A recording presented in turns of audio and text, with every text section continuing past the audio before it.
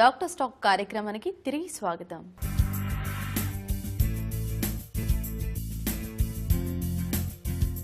మరి ultrasound scan ద్వారా ఏ విషయాలు తెలుసుకుంటారు? ఇది ఎప్పుడెప్పుడు చేస్తారు? ఈ అల్ట్రాసౌండ్ స్కాన్ అన్నది అంటే చాలా ఆబ్స్ట్రిక్ అవుట్కమ్ బాగుంటానికి, అంటే పేషెంట్స్ అడుగుతూనే ఉంటారు, ఎప్పుడు లేదు కదా, ఇది ఈ మధ్య వచ్చింది కదా. అంటే వచ్చి దాదాపు 40 ఏళ్ళు అవుతున్నా కూడా వారికి ఈ మధ్య వచ్చినట్టే అనిపిస్తుంది. మరి మా అమ్మమ్మల కాలంలో అప్పుడు లేదు కదా, మరి అప్పుడు కూడా పిల్లల్ని కన్నారు కదా, మరి ఇప్పుడు చేయాల్సిన అవసరం ఏమిటి అని అడుగుతూనే ఉంటారు. అంటే ఈ పరీక్షలన్నీ కూడా ఏమిటంటే ఇందాక మనం చెప్పుకున్నట్లు మెటర్నల్ మోర్టాలిటీ, పెరినేటల్ మోర్టాలిటీ తగ్గించడానికి. తర్వాత ఏంటంటే పూర్వకాలం పిల్లలు 5, 6, 10 మంది ఉండేవాళ్ళు. వాళ్ళల్లో ఒకళ్ళు ఇద్దరు అవకరాలతో ఉన్నా, ఒకళ్ళు ఇద్దరు చనిపోయినా, ఎవార్షన్లైనా పెద్ద అంత అంటే ఇంతగా బాధించేది కాదు. ఇప్పుడు ఉండే ఒకళ్ళు ఇద్దరిలో ప్రతి జంటకి కూడా వాళ్ళకి ఆరోగ్యమైన శిశువు కావాలి అని ఉంటుంది. ఏ రకమైన తంట ప్రెగ్నెన్సీలో రాకూడదు అని ఉంటుంది. ఎందుకంటే భార్యాభర్తలు ఇద్దరు కూడా ఉద్యోగాలు చేసుకుంటూ ఉంటారు. ఇలా తరచుగా మిస్హ్యాప్స్ అవుతూ ఉంటే వాళ్ళకి టైం కూడా సహకరించదు. అందుకని చెప్పి చూసే 1-2 గర్భిణీలు కూడా సజావుగా సాగాలి, పిల్లలు ఆరోగ్యంగా ఉండాలి అని కోరుకుంటారు. తప్పేమీ లేదు. అటువంటి మనకి కోరిక ఉన్నప్పుడు మరి అన్ని రకాలుగాను అన్నీ నార్మల్గా ఉన్నాయా లేదా అని తెలుసుకోవడానికి కొన్ని రకాల పరీక్షలు చేయటం తప్పనిసరి. ఎందుకంటే అవుట్కమ్ బాగాలేకపోతే మనం దాన్ని యాక్సెప్ట్ చేయలేకపోతున్నాం. ఏదైనా తేడా వస్తే దాన్ని మనం సరిపెట్టుకునే ఉద్దేశం లేదు కనుక అవుట్కమ్ చాలా బాగుండాలి అని అనుకున్నప్పుడు ఈ పరీక్షలన్నీ చేసుకోవాల్సి వస్తుంది. ఎందుకంటే అల్ట్రాసౌండ్ స్కాన్ ద్వారా మనకు చాలా విషయాలు తెలుస్తాయి. మొట్టమొదటి స్కాన్ డేటింగ్ స్కాన్ అంటారు. అంటే ఖచ్చితంగా ఫలానా ఎన్ని రోజులు ఈ ఎంబ్రియోకి అన్నది మనకి దాంట్లో తెలుస్తుంది. అలాగే గర్భాశయం లోపల ఉందా గర్భిణి, లేదా ఫెలోపియన్ ట్యూబ్లో ఉందా, లేదా ఓవరీలో ఉందా, బయట ఉందా, ఎక్టోపిక్ ప్రెగ్నెన్సీయా అన్నది కూడా తెలుస్తుంది. ఎందుకంటే ఎక్టోపిక్ ప్రెగ్నెన్సీ అయితే ఒక్కోసారి ప్రాణానికి ముప్పు రావచ్చు తల్లికి. అది బిడ్డ మన చేతికి రాదు సరికదా, లోపల పగిలిపోతే గనక తల్లి ప్రాణానికి కూడా ప్రమాదం అవుతుంది. మరి అలాగే ఒకళ్ళు ఉన్నారా, ఇద్దరు ఉన్నారా, అందులో ఇవాళ రేపు ఈ IVF ప్రెగ్నెన్సీలు, ఈ ఫెర్టిలిటీ డ్రగ్స్తో వచ్చిన ప్రెగ్నెన్సీల్లో ఏంటంటే మల్టిపుల్ ప్రెగ్నెన్సీస్ ఎక్కువగా ఉంటాయి. మరి ఇద్దరు అంతకంటే ఎక్కువగా ఉన్నప్పుడు దాని గురించి మనం చాలా ప్రత్యేకమైన జాగ్రత్తలు తీసుకోవాల్సి ఉంటుంది. మరి అండాశయాలన్నీ బాగానే ఉన్నాయా, దాంట్లో కార్పస్ లూటెమ్ బాగుందా, ఇంకా గర్భాశయ ద్వారం ఏమన్నా వదులుగా ఉందా, లోపల కుట్లు వేయాల్సిన అవసరం ఉంటుందా, ఎబార్షన్లు, ప్రీటర్మ్ డెలివరీస్ కాకుండా, ఇటువంటివన్నీ మొట్టమొదటి స్కాన్లో మనకి తెలుస్తాయి. గర్భాశయం ఆకృతి ఎలా ఉంది, మామూలుగా ఒక్కటిగానే ఉందా, లేదా 2గా విడిపోయి, లేకపోతే మధ్యలో గోడలు సెప్టంలు ఉండి ఇలా ఉందా, అలా ఉంటే కూడా ఎబార్షన్స్ అవుతాయి. అందుకని ఈ వివరాలన్నీ మనకు మొదటి స్కాన్లో తెలుస్తాయి. తర్వాత 11-12 వారాలప్పుడు NT స్కాన్ అంటే న్యూకల్ థిక్నెస్ స్కాన్ అని చెప్పి చేస్తాం. ఇది చాలా ముఖ్యమైన స్కాన్. మిగతావి చేసినా చేయకపోయినా ఈ స్కాన్ చాలా ఇంపార్టెంట్.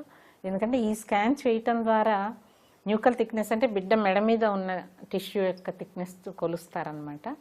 దాని ద్వారా మనకి చాలా విషయాలు తెలుస్తాయి. అది కనుక తేడాగా ఉంటే బిడ్డకి ఎన్నో రకాల అవకరాలు ఉండే అవకాశం ఉంది. అది నార్మల్గా ఉంటే అవన్నీ లేవు అని మనం నిర్ధారణ చేసుకోవచ్చు అనమాట. ఈ NT స్కాన్తో పాటు డబుల్ స్క్రీన్ టెస్ట్ అని చెప్పి తల్లి బ్లడ్ శాంపుల్ ఒకటి తీసి దాన్ని పరీక్ష చేసి చూస్తారు. ఈ రెండు కలిపి చూడడం ద్వారా ఏంటంటే మనకి దాదాపు 90 కంటే ఎక్కువ శాతం, 99 దాకా శాతం యాక్యురసీ తోటి మనకి ఈ బిడ్డ నార్మల్గా ఉంటుందా లేదా, క్రోమోజోమల్ అబ్నార్మాలిటీస్ ఉన్నాయా, లేదా వేరే రకమైన అవకరాలు ఉండొచ్చా, వీటిలో ఈ ట్రైజోమీస్ వంటివి లేదా టర్నర్స్ వంటివి, న్యూరల్ ట్యూబ్ డిఫెక్ట్స్ ఇవన్నీ తెలుస్తాయి. దాంట్లో అంటే మేజర్ డిఫెక్ట్స్ దాదాపు తెలుస్తాయి అన్నమాట. అందుకని ఇది NT స్కాన్ లేదా ఫస్ట్ అనామలీ స్కాన్, టిఫా అంటారు. అంటే target imaging for fetal anomalies, TIFFA 1 అంటారు దీన్ని. తర్వాత టిఫా 2 అని చెప్పి, అంటే మనం ఒక్కసారి స్కాన్ చేసి 9 నెలలు ఇది సజావుగా జరిగిపోతుందా లేదా, ఇంకేమీ కాదు కదా, గ్యారంటీయా అంతా బాగుందా అని అలా చెప్పడానికి వీలు కాదు. ఒక్కొక్క స్టేజ్లో ఒక్కొక్కటి పరీక్ష చేసి చూడాలి. ఎందుకంటే బిడ్డ అవయవాలు కూడా ఒక్కొక్క స్టేజ్లో ఒక్కొక్కటి బాగా డెవలప్ అవుతుంది అనమాట. అందుకంటే సెకండ్ అనామలీ స్కాన్ లేదా టిఫా 2 అనేది 18 ఉజ్జాయింపుగా 18-20 వారాల మధ్యలో చేస్తారు. ఈ స్కాన్ ద్వారా ఈసారి మిగతావన్నీ కూడా తెలుస్తాయి. ఆకృతి, లోపల ఎముకలు, మరి తర్వాత కళ్ళలో లెన్స్ దగ్గర నుండి, మొత్తం పేగుల దగ్గర నుండి, యూరినరీ బ్లాడర్ దగ్గర నుండి, గుండె దగ్గర నుండి అన్నీ కూడా చాలా వివరంగా పరీక్ష చేసి చూస్తారు. ఇంకా కొన్ని రకాల అవకరాలు ఏమన్నా ఉంటే ఇందులో మళ్ళీ తెలుస్తాయి అన్నమాట. ఇకపోతే మిగతా స్కాన్లు పరిస్థితిని బట్టి, అంటే ఇది హై రిస్క్ ప్రెగ్నెన్సీయా, మామూలు ప్రెగ్నెన్సీయా, ఇంకా స్కాన్లు చేయాలా, అంటే మామూలు అంతా నార్మల్గా ఉన్న ప్రెగ్నెన్సీలో పొద్దాకా స్కాన్లు చేయాల్సిన అవసరం లేదు. ఈ ఎనామలీ స్కాన్స్ వరకు చేసుకుంటే సరిపోతుంది. మరి రిస్క్ ఉన్న ప్రెగ్నెన్సీస్లో ఇంకా తరచుగా గ్రోత్ స్కాన్స్ అని 34 వారాలకి గ్రోత్ స్కాన్ చేస్తారు. తర్వాత సీరియల్ స్కాన్స్, గ్రోత్ తక్కువ ఉన్నప్పుడు, ఫ్లూయిడ్ తక్కువ ఉన్నప్పుడు సీరియల్ స్కాన్స్ చేస్తారు. మరి ఇంకా వేరే తల్లికి బిడ్డకి ఆరోగ్య సంబంధమైన సమస్యలు ఉన్నప్పుడు డాప్లర్ స్కాన్స్ చేస్తారు.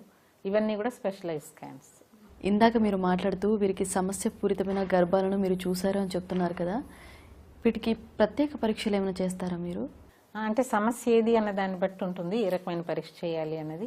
ఉదాహరణకి తరచు అబార్షన్స్ అవుతూ ఇంతకు ముందు అబ్నార్మల్ బేబీస్, ఉదాహరణకి డౌన్ సిండ్రోమ్ ఉండే బేబీ, మెంటల్ రిటార్డేషన్, ఫిజికల్ శారీరకమైన లోపాలు ఇవన్నీ ఉన్న బేబీ గనక ముందు పుట్టుంటే మనం తప్పనిసరిగా ఈసారి ఈ బేబీకి డౌన్ సిండ్రోము లేదు అని నిర్ధారణ చేసుకోవాల్సి ఉంటుంది.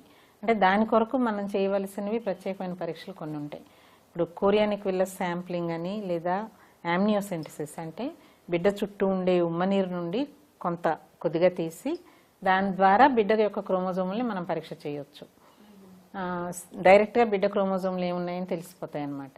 అంటే డౌన్ సిండ్రోమ్ అనేది క్రోమోజోమల్ అబ్నార్మాలిటీ కనుక ఈ యామ్నియోసెంటిసిస్ ద్వారా ఈ క్రోమోజోమల్ అబ్నార్మాలిటీస్ అన్ని తెలుసుకోవచ్చు. కానీ ఇదొక ప్రత్యేకమైన పరీక్ష. అలాగే ఇందాక మీకు డబుల్ స్క్రీన్ అని చెప్పాను.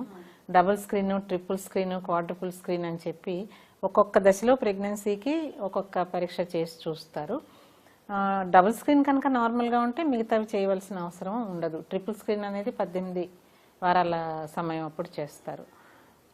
ఈ పరీక్షలు ఇవి కాకుండా రిస్క్ ఎక్కువగా ఉన్న ప్రెగ్నెన్సీస్లో, ఉదాహరణకి తల్లికి బీపీ ఎక్కువ ఉంటాం, లేదా డయాబెటీస్ ఉంటాం, ఇటువంటివి ఉంటే డయాబెటీస్ ఉన్న బేబీస్కి రిస్క్, గుండె జబ్బులు ఉండటానికి అవకాశం ఎక్కువ అనుకున్నాం కదా. ఇటువంటి వారికి బేబీకి ఫీటల్ 2D ఎక్కువ, అంటే బేబీ హార్ట్కి చాలా వివరమైన పరీక్ష అన్నమాట. గుండెకి ఏమన్నా అవకరాలు ఉన్నాయా అని తెలుసుకోవటానికి అది చేస్తారు అల్ట్రాసౌండ్ స్కాన్ ద్వారా. మరి కొంతమందికి పూర్వం గ్రహణం మొరితో పుట్టిన పిల్లలు ఉంటారు, లేదా కొంతమందికి ఇప్పుడు మనకి స్కాన్ చేసినప్పుడు పెదాల్లో ఏదో లోపం ఉన్నట్టు అనిపించవచ్చు. అటువంటప్పుడు అవి బాగా తెలుసుకోవటానికి 3D లేదా 4D స్కాన్ చేసి చూస్తాం. దాంట్లో వివరంగా గ్రహణం మురి కానీ, లేదా అది ఇంకా లోపలికి ఎముక లోపల కూడా డిఫెక్ట్ ఉంటే కనుక దాంట్లో మనకి తేలిగ్గా తెలుస్తుంది. మరి యామ్నియాటిక్ ఫ్లూయిడ్ ఇండెక్స్ అంటారు. ఉమ్మనీరు ఎక్కువ ఉండటం, తక్కువ ఉండటం జరిగినప్పుడు ఫ్లూయిడ్ ఎంత ఉంది బేబీ చుట్టూ అది కొలిచి చూస్తారు. తర్వాత గ్రోత్ స్కాన్స్, అంటే బిడ్డ యొక్క కొలతలన్నీ తీసుకుంటారనమాట, సజావుగా పెరుగుతుందా లేదా అని చూస్తారు. ఇవన్నీ కూడా డాప్లర్ టెస్ట్లు. తర్వాత ఎలక్ట్రానిక్ మానిటరింగ్, NST అంటారు. ఇవన్నీ గ్రోత్స్ అవి తక్కువ ఉన్నప్పుడు, తల్లికి బీపీ ఎక్కువ ఉన్నప్పుడు చూస్తాం. ఇటువంటి పరీక్షలన్నీ స్పెషల్గా చేయాలి. ఇప్పుడు వీరిలో రిస్క్ పెరుగుతుందని ఎలా గుర్తిస్తారు మీరు ఒక డాక్టర్గా? అందుకే ఫ్రీక్వెంట్గా ఈ ప్రీనేటల్ కేరు, ఈ విజిట్స్ ముఖ్యం అని చెప్పటం అనమాట. వారు పరీక్షకు వచ్చినప్పుడు మనకి వాళ్ళు చెప్పే లక్షణాలను బట్టి కొన్ని తెలుస్తాయి, పరీక్షించి చూసినప్పుడు కొన్ని తెలుస్తాయి. అంటే తల్లికి ప్రమాద సూచనలు వాపులు రావటం, బ్లడ్ ప్రెషర్ పెరగటం, ఇటువంటివన్నీ ఉంటే కనుక అవి ప్రమాదానికి సంకేతాలు. మరి బిడ్డ ఎదుగుదల సరిగ్గా లేకపోవటం, లేదా పొట్ట మరీ పెద్దగా కనపడటం, మరీ చిన్నగా కనపడటం, అంటే లోపల గ్రోత్ ఎక్కువ ఉండొచ్చు, తక్కువ ఉండొచ్చు, ఫ్లూయిడ్ ఎక్కువ ఉండొచ్చు, తక్కువ ఉండొచ్చు, లేదా మల్టీఫిటల్ జెస్టేషన్, ఈ లోపల ఎక్కువ మంది పిల్లలు ఉండటం, అది ఉంటే దానికి తప్పనిసరిగా ప్రత్యేకమైన ఫాలోఅప్ ఉంటుంది. దానికి ఎక్కువ తరచుగా చూస్తూ ఉండాలి. డిశ్చార్జ్ కానీ, బ్లీడింగ్ కానీ, పొట్టలో నొప్పి కానీ, యూట్రస్ ముట్టుకుంటే ఎక్కడ ముట్టుకుంటే అక్కడ నొప్పిగా అనిపించటం, బీపీ డెవలప్ కావటం, షుగర్ ఎక్కువగా కనపడడం, జెస్టేషనల్ డయాబెటీస్ రావటం, లేదా ఇదివరకే ఈ అమ్మాయికి కొన్ని మెడికల్ కండిషన్స్ ఉండటం, ఇవన్నీ ఉన్నప్పుడు కూడా మనం దీన్ని ప్రెగ్నెన్సీ ప్రత్యేకమైన కేటగిరీగా చూసుకుని దానికి ప్రత్యేకమైన జాగ్రత్తలు తీసుకోవాల్సి ఉంటుంది. ఉదాహరణకి ఎపిలెప్సీ ఉన్నవారు ఎపిలెప్సీకి మందులు వాడుతూ ఉంటారు. ఆ మందుల వలన బిడ్డకి అవకరాలు ఏర్పడే ప్రమాదం ఉంటుంది. కానీ ఎటువంటి మందులు వాడాలి, ఎలా వాడాలి, అవన్నీ కూడా జాగ్రత్తగా తీసుకోవాలి. ఇటువంటి వారు త్రూఅవుట్ ప్రెగ్నెన్సీ ఫోలిక్ యాసిడ్ సప్లిమెంట్లు తీసుకోవాలి మానేయకుండా. మరి డెలివరీకి ముందు విటమిన్ K అని రక్తస్రావం ఎక్కువ కాకుండా ఇంజెక్షన్లు తీసుకోవాలి. ఇటువంటివన్నీ కూడా మనకి చెకప్ చేస్తున్నప్పుడు విషయాలు తెలుసుకుని, ఇది హై రిస్క్ ప్రెగ్నెన్సీ అయితే కనుక దాన్ని ఎలా ఫాలో అవ్వాలి అని అది చార్ట్ అవుట్ చేసుకుంటాం అనమాట. ఆ మానిటరింగ్ ఎలా చేయాలి, తల్లి గురించి ఎలా జాగ్రత్త తీసుకోవాలి, బిడ్డ గురించి ఎలా జాగ్రత్త తీసుకోవాలి. ఓకే మ్యామ్, చివరిగా చెప్పండి, గర్భిణీ స్త్రీలు చెకప్లకి రావడమే కాకుండా ఇంకా విషయాలు తెలుసుకోవాల్సిన అవసరం వీరికి ఉందంటారా? తప్పనిసరిగా ఉంది. ఎందుకంటే చెకప్ చేయించుకోవటం ఒక ఎత్తు, అది కాకుండా ఎటువంటి ఆహారం తీసుకోవాలి, ఎటువంటి వ్యాయామాలు చేయాలి, మరి కాన్పుకి ఎలా తయారు కావాలి, రాబోయే బిడ్డ గురించి ఎటువంటి ప్రిపరేషన్ కావాలి, హాస్పిటల్కి కాన్పు సమయంలో రావడానికి ఏ రకంగా తయారుగా ఉండాలి, మరి బిడ్డని వాళ్ళ జీవితంలోకి ఎలా ఆహ్వానించాలి, ఆ బిడ్డ కొరకు ఏమేమి విషయాల గురించి ఆలోచించాలి, ఏ రకంగా అంటే ఫ్యామిలీలోకి ఒక కొత్త మెంబర్ వస్తూ ఉన్నప్పుడు చాలా దానికి ఆనందంతో పాటు దానికి బాధ్యత ఎక్కువ అవుతుంది. మరి ఆర్థికంగా కూడా వెసులుబాటు కావాలి, వెనకాల వాళ్ళకి ఆసరా కావాలి, సాయం చేసేవాళ్ళు. ఇవన్నీ కూడా వీటన్నిటి గురించి కూడా ఆలోచించుకోవాలి. తన శారీరక ఆరోగ్యం కోసం, తన బిడ్డ ఆరోగ్యం కోసం, తన మానసిక ఆరోగ్యం కోసం కూడా అన్ని రకాలుగాను ఆ అమ్మాయి కూడా ఆలోచించాలి. కుటుంబ సభ్యులు వాళ్ళ ఆసరా కావాలి. మరి డాక్టర్ల తరఫు నుంచి కూడా అవసరమైన సలహాలు, సూచనలు కావాలి. Thank you so much ma'am. మా సిబిఆర్ హెల్త్ ప్రేక్షకులకు ప్రీనేటల్ కేర్ గురించి, అలాగే డాక్టర్ని ఎప్పుడు ఏ విధంగా సంప్రదించాలి అనే వాటి గురించి, వీరు తీసుకోవాల్సిన జాగ్రత్తల గురించి చాలా చక్కగా వివరించారండి. Thank you so much. నమస్తే. నమస్తే.